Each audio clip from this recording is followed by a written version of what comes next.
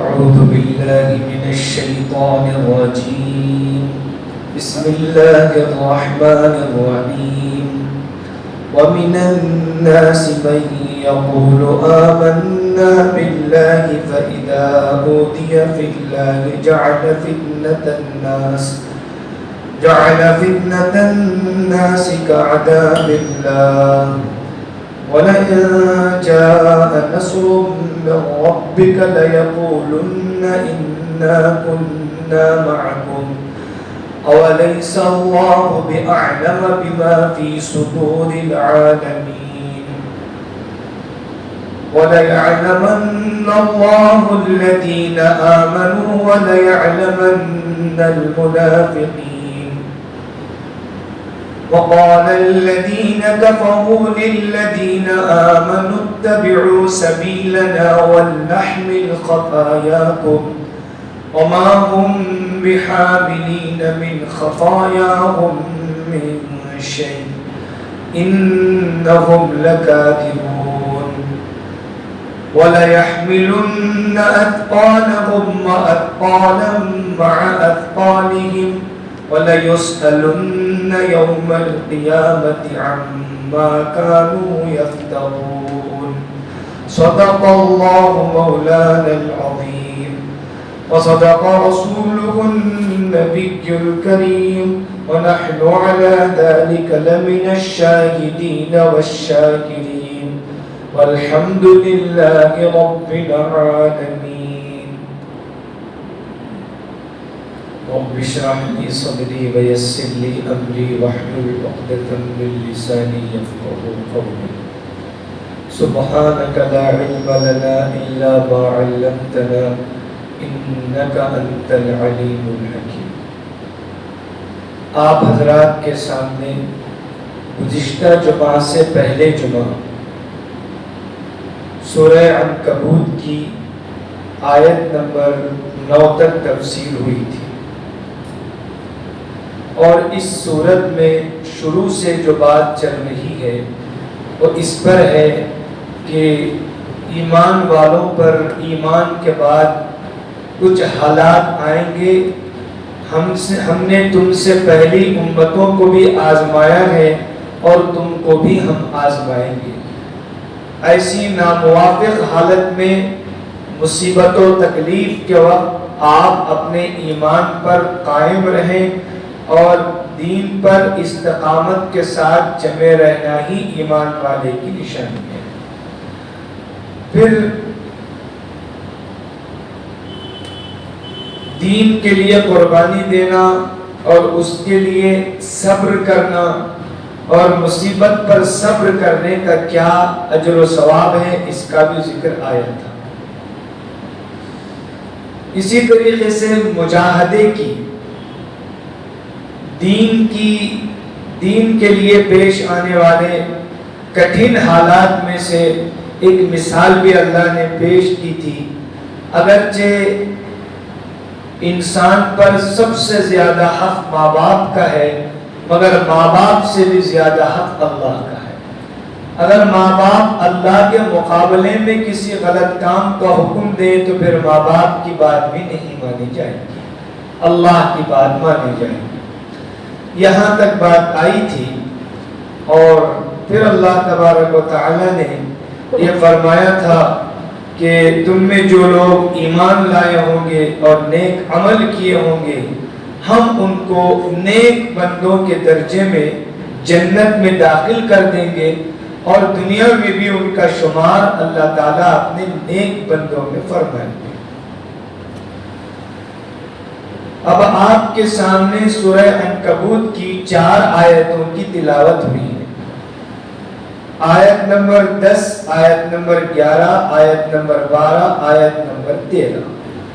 بس 4 ہی آیتوں کی تفسیر ہوگی. پہلی 2 آیتوں میں یعنی آیت نمبر 10 اور 11 سب سے پہلے ہم ان کا ترجمہ کر لیں گے، اس کے بعد مختصر تفسیر ہوگی. اللہ تعالیٰ ارشاد فرماتے ہیں وَمِنَ النَّاسِ مَن يَقُولُ آمَنَّا بِاللَّهِ فَإِذَا أُوذِيَ فِي اللَّهِ جَعَلَ فِتْنَةَ النَّاسِ كَعَذَابِ اللَّهِ.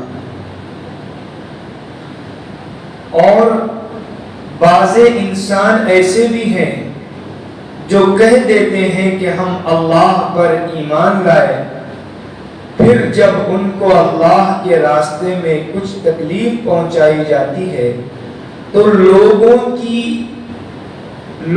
کی جانب سے پہنچائے جانے والی تکلیف کو ایسا بڑا سمجھتے ہیں جیسے اللہ کا عذاب.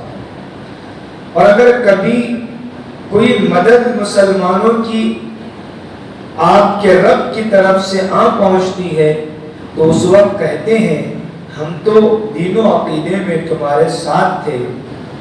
کیا اللہ تعالیٰ کو دنیا جہان والوں کے دلوں کی باتیں معلوم نہیں ہیں؟ یعنی ان کے دل ہی میں ایمان نہ تھا، وہ تو اللہ کو دھوکہ دے رہے ہیں.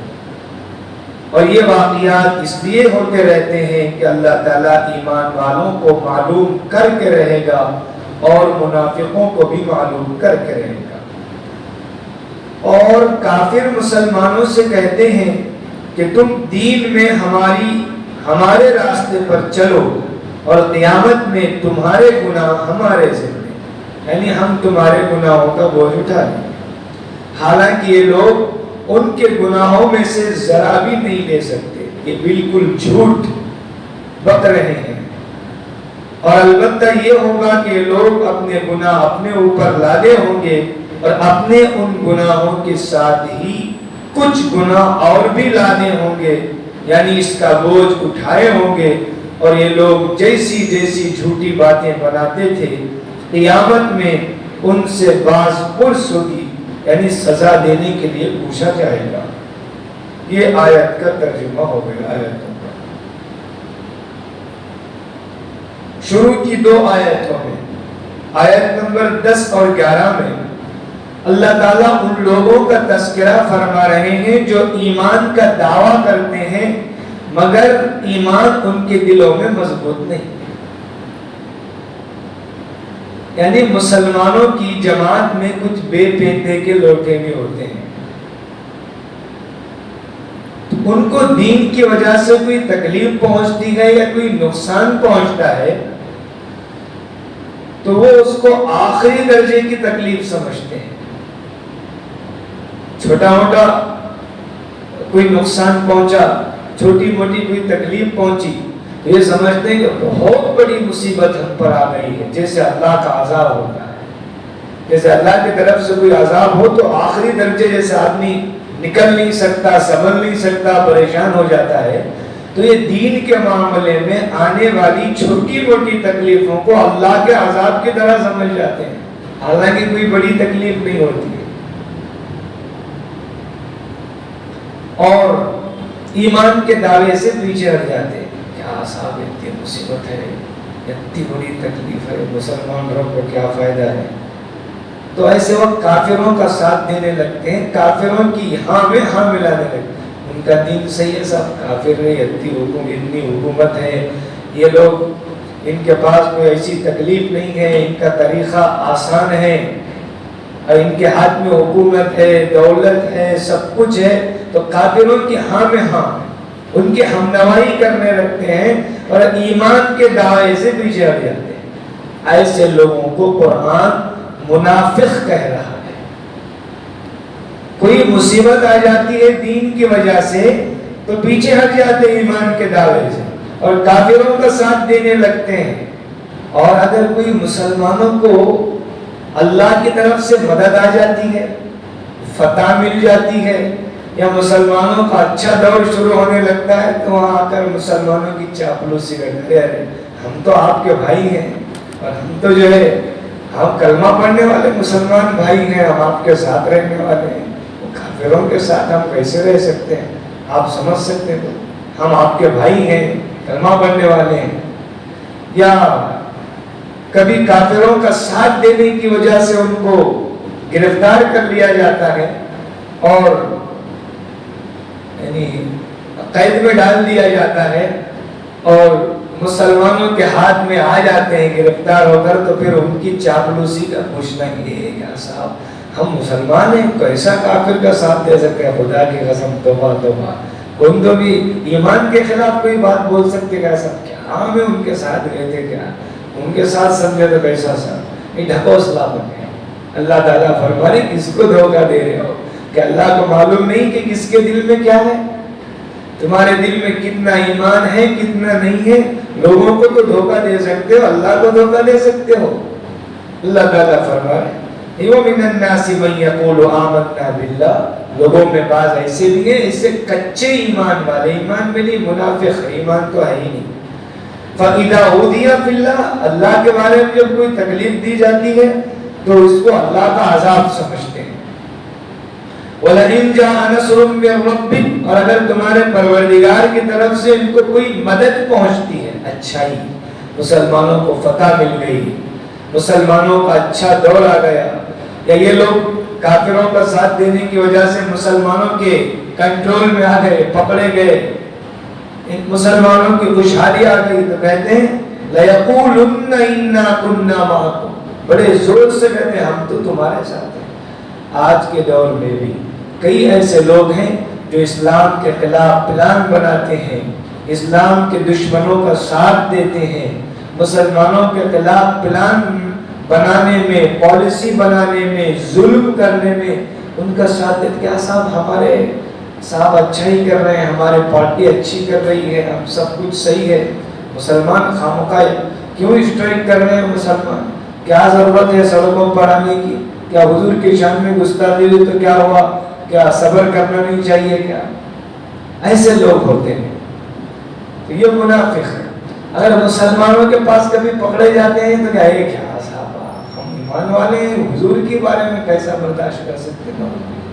ان کو تو مارنا چاہیے قطر قطر کے۔ انہوں بولنے کا مطلب یہ ہے کیا کرنا چاہیے کیا نہیں، ہم سیاسی بات پر نہیں کرنا ہے، لوگ منافق یعنی ان کی منافقت کو بتلانا ہے کہ لوگ جب ساتھ ان کے ساتھ رہتے تو ان کی بات کرتے ہیں، اور ہم پر کوئی اچھائی آتی تو ہمارے ساتھ ہو جاتے ہیں۔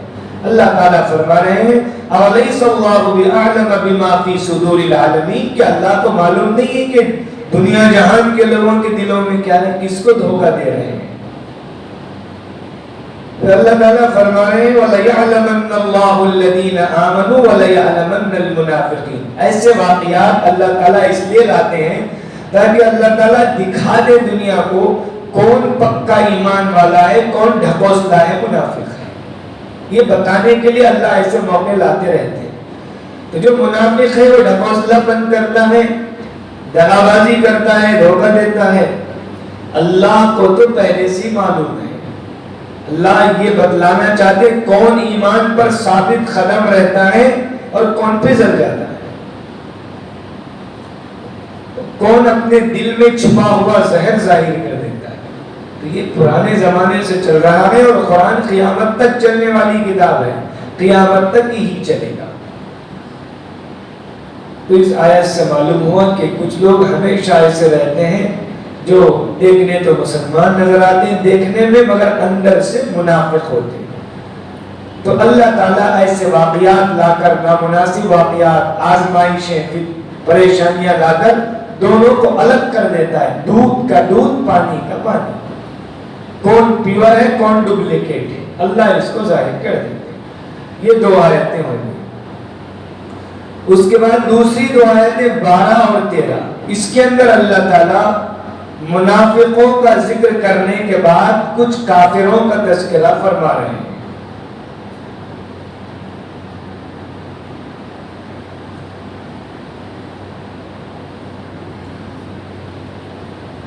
کافر جو ہیں ایمان والوں سے کہتے تھے، جب دیکھتے تھے کہ لوگ اپنے باپ دادا کے دین کو چھوڑ کر، کفر اور شرک کو چھوڑ کر حضرت محمد مصطفیٰ صلی اللہ علیہ وسلم کے لائے ہوئے پاکیزہ دین میں داخل ہو رہے ہیں، تو ان کو ورغلاتے تھے، چکما دیتے تھے۔ کمزور ایمان والوں کو، جن کا ایمان ابھی مضبوط نہیں ہوتا تھا، کمزور ہوتا تھا، تو ان کو چکما دیتے تھے کہ بھئی تم ہمارے دین میں واپس آ جاؤ، تمہارا جو پرانا دھرم ہے گھر واپس ہی کر لو، تمہارے باپ دادا جس دین پر تھے بتوں کی کفر اور شرک کے دین پر، اس دین پر تم واپس آ جاؤ. اور اگر تمہارے خیال میں بات ہے کہ یہ دین چھوڑ کر، مسلمانوں کے دین کو چھوڑ کر دوبارہ پرانے دھرم میں آنا گناہ ہے، تو ہم تمہارا گناہ سنبھال لیں گے. تمہارا بوجھ قیامت کے دن، قیامت کے دن تمہارے گناہوں کا بوجھ ہم اٹھا لیں گے. اگر تم اس کو گناہ سمجھ رہے ہو، تم آ جاؤ ہمارے پرانے دھرم میں. یہ کمزور ایمان والوں سے کافر کہتے تھے. اور ایسا ایک واقعہ حضور کے زمانے میں پیش آیا تھا. مکہ میں چند ایمان والوں نے ایمان قبول کیا اور بیچاروں کا ایمان ابھی کمزور تھا. ہوتے ہوتے ایمان میں اضافہ ہوتا ہے، اچانک ایمان کیسے مضبوط ہو جاتا ہے. تو اس زمانے میں بھی کچھ کمزور ایمان والے تھے. تو ان سے ابو سفیان وغیرہ کہنے لگے دیکھو تم اپنے باپ دادا کے دین پر لوٹ کر آ جاؤ. پرانا دین، دیوی دیوتاؤں کا، بت پرستی کے دین پر تم لوٹ کر آ جاؤ. اور اگر تم اس کو گناہ سمجھتے ہو، کیا قیامت میں اللہ پکڑیں گے، باس پرس ہوگی، پوچھا جائے گا، بہت بڑا گناہ ہے، وبال ہے، تو ہم تمہارا گناہ نہیں لیں گے قیامت. کوئی ڈرنے کی بات نہیں. اور ایمان سے پھیرنے والے مکار لوگ ایسے ہی کہتے ہیں. آج بھی بے ایمانی کی دعوت ایسے کچھ نہیں ہوگا، سب آ جاؤ، کوئی گناہ ہو تو ہم سنبھال لیں گے قیامت. سب اللہ ایک ہی ہے، سب دین ایک ہی ہے. آج کل مسلمانوں میں بھی ایسے لوگ پیدا ہوئے ہیں جو کہتے ہیں اپنے ماننے والوں کو، بھکتوں کو کہتے ہیں کہ کوئی بات نہیں، تمہارا سارا بوجھ ہم اٹھا لیں گے قیامت کے. آج بھی لوگ کہتے ہیں.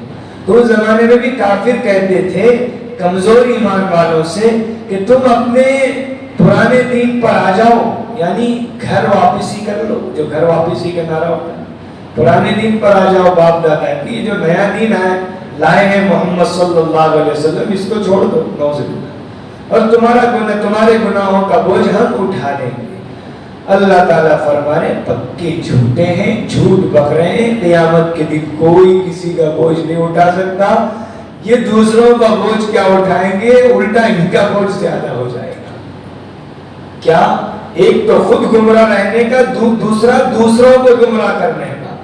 ہم تو ڈوبے ہی صنم، تم کو بھی لے ڈوبیں گے. ڈوبنے والا کہتے ہیں اس لیے ہاتھ مت دو، وہ بھی ڈوبے گا، ہمیں بھی لے ڈوبے گا. بال پکڑ کے اٹھاتے ہیں پانی میں ڈوبنے والے کو. ایک کہاوت ہے، ہم تو ڈوبیں گے اور تم کو بھی لے ڈوبیں گے.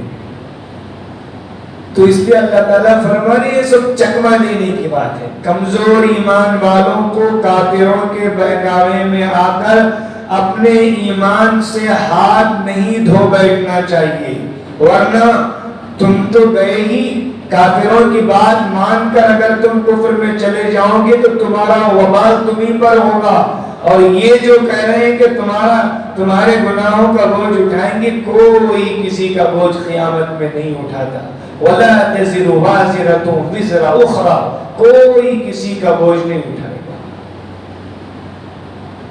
الٹا یہ تمہارا بوجھ کیا اٹھائیں گے، ان پر مطلب یعنی ان کا خود ڈبل بوجھ ان پر ڈال دیا جائے گا. یہ خود تو گمراہ ہوئے ہی تھے، تم کو بھی گمراہ کیا. قرآن کہہ رہا ہے وَقَالَ الَّذِينَ كَفَرُوا لِلَّذِينَ آمَنُوا اتَّبِعُوا سَبِيلَنَا، اور کفار مسلمانوں سے کہتے ہیں کہ تم دین میں ہمارے راستے پر چلو، یعنی کفر شرک کے راستے پر. آج بھی یہی کہا جا رہا ہے آپ ہمارے دین میں آ جاؤ، کافر ہو جاؤ تو تمہیں کوئی پریشانی نہیں ہے، تمہارے لیے کوئی ستانے والا نہیں ہے، تمہیں کوئی تکلیف دینے والا نہیں، سب کچھ ملے گا. اور افسوس کی بات، کئی ایسے کچے ایمان والے، کمزور ایمان والے آج بھی ایمان سے ہاتھ دھو رہے ہیں. ڈر کے مارے، خوف کے مارے، لالچ کے مارے، چھوٹی مصیبت سے گھبرا کر. یہ تو کچھ بھی نہیں ہے جو حضرات صحابہ کرام پر آئی. اس لیے چھوٹے چھوٹے حالات سے متاثر ہو کر، چھوٹی چھوٹی پریشانیوں سے دل برداشتہ ہو کر ایمان سے ہاتھ دھو بیٹھنا، دنیا بھی چلے جائے گی، آخرت بھی برباد ہو جائے گی. اس لیے ہمیشہ یہ سوچنا چاہیے یہ مصیبت ہمیشہ رہنے والی نہیں ہے، آج ہے کل چلی جائے گی۔ ایمان سے ہاتھ دھو بیٹھے تو ختم، ہمیشہ ہمیشہ کے لیے چلے گئے، جہنم رسید ہو جائیں گے۔ اسی لیے ایمان کی قدر کو سمجھنا چاہیے۔ وَلْنَحْمِلْ خَطَايَاكُمْ، کہتے ہیں کہ ہمارے راستے پر چلو، قیامت میں ہم تمہارے گناہوں کا بوجھ اٹھا لیں۔ وَمَا هُمْ بِحَامِلِينَ مِنْ خَطَايَاهُمْ مِنْ شَيْءٍ، حالانکہ لوگ ان کے گناہوں میں سے ذرا بھی نہیں لے سکتے، یہ بالکل جھوٹ بک رہے ہیں۔ إِنَّهُمْ لَكَاذِبُونَ وَلَيَحْمِلُنَّ أَثْقَالَهُمْ وَأَثْقَالًا مَعَ أَثْقَالِهِمْ، البتہ یہ ہوگا کہ یہ لوگ اپنے گناہ اپنے اوپر لانے ہوں گے، اور اپنے ان گناہوں کے ساتھ ہی کچھ گناہ اور بھی لاتے ہوں گے۔ کیوں؟ دوسروں کو گمراہ کرنے کا، دوسروں کو برباد کرنے کا گناہ بھی۔ حدیث پاک میں من سن سنتا سیئتا فعلیہ وزرها ووزر من عمل بها، کہ جو کوئی شخص کسی غلط چیز کی بنیاد ڈالتا ہے، غلط کام کی بنیاد ڈالتا ہے، تو اس پر اپنے اس غلط کام کی بنیاد ڈالنے کا بھی بوجھ ڈالا جائے گا، اور اس کے اس غلط کام پر، غلط بنیاد پر جتنے لوگ چلیں گے ان سب کا وبال اور ان سب کا بوجھ بھی اسی کے کاندھے پر رکھا جائے گا۔ اس وجہ سے خود تو گمراہ ہوئے ہی، دوسروں کی گمراہی کا بوجھ بھی ان کے سر پر ڈال دیا جائے گا۔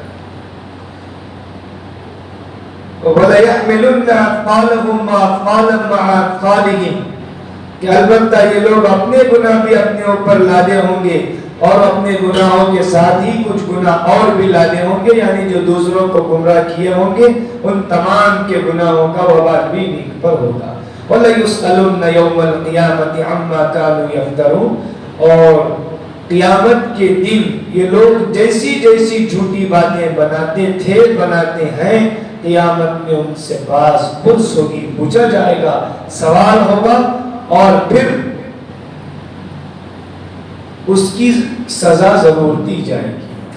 جو گمراہ کیے ہیں ان کی گمراہی کی سزا بھی دی جائے گی، اور انہیں سخت عذاب دیا جائے گا۔ اس سے معلوم ہوا چھوٹی موٹی مصیبتوں کو دیکھ کر کبھی بھی ایمان سے پیچھے نہیں ہٹنا چاہیے، اور ایمان جیسی عظیم دولت سے، دین جیسی عظیم نعمت سے پیچھے نہیں ہٹنا چاہیے۔ جو ہٹ گئے ختم، اللہ تعالیٰ فرما رہے تم بھی گئے وہ بھی گئے، وہ تمہارا بوجھ نہیں اٹھا سکتے، تو تم بھی چلے جاؤ گے جہنم میں، اور وہ بھی چلے جائیں گے جہنم۔ آج کا ماحول ایسا ہی خطرناک ہے، اس لیے میرے بھائیوں چھوٹی چھوٹی مصیبت سے گھبرا کر ایمان سے، دین سے اور اللہ تعالیٰ سے دور نہیں ہونا چاہیے۔ ہر حال میں اللہ کے سوا کوئی مصیبت کو ٹالنے والا نہیں ہے، کوئی ہمیں نجات دینے والا نہیں ہے۔ وسیم رضوی کی طرح کوئی آدمی وہ کسی دوسرے دین میں داخل ہو جائے گا، اپنے دین کو خیربات کہہ دے گا تو اپنا نقصان خود کرے گا۔ ہم تو غیر مسلموں کے دین کے خلاف بھی نہیں بولتے، کیونکہ ہمارے دین میں ہمیں منع کیا کہ ان کے معبودوں کو گالی مت دو، مگر ہم ان سے یہ دعوت دے سکتے ہیں کہ یہ دین اسلام پوری انسانیت کے لیے امن والا دین ہے۔ اس کے اندر جو اخلاق ہیں، اس کے اندر جو پیغام ہیں، اس کے جو طریقے ہیں، اس کا جو پاکیزہ نقشہ ہے، پوری دنیا میں کہیں نہیں ہے۔ حضرت محمد مصطفیٰ صلی اللہ علیہ وسلم پوری انسانیت کے لیے غمخوار ہیں، ہمدرد ہیں، محسن ہیں۔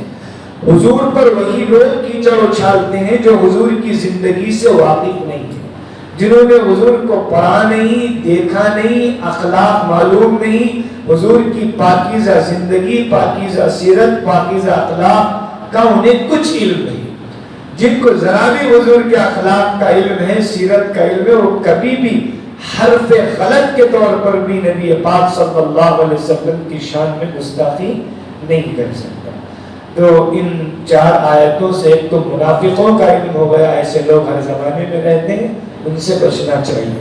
دوسرا، کافروں کے بہکاوے میں آ کر اپنے ایمان سے ہاتھ نہیں دھونا چاہیے، ورنہ دنیا بھی جائے گی، آخرت بھی چلی جائے گی۔ ہمارا دین سچا ہے، ہمارے نبی سچے ہیں، قرآن سچی ہے، اللہ کا دامن مضبوطی سے پکڑ لینا چاہیے، اللہ کے نبی کا دامن، اللہ کی رسی کو، قرآن ہے، اس کا دین ہے، لہذا اسی پر خود بھی چلنا چاہیے، اس پیغام کو اپنے گھر والوں تک بھی پہنچانا چاہیے، اپنے دوست و احباب تک، رشتہ داروں تک، پوری دنیا کے انسانوں تک۔ اللہ تعالی ہم سب کو قرآن مجید کے اس پیغام پر، اس دعوت پر، اللہ کے اس حکم پر عمل کرنے کی توفیق عطا فرمائے۔ وآخر دعوانا الحمد للہ رب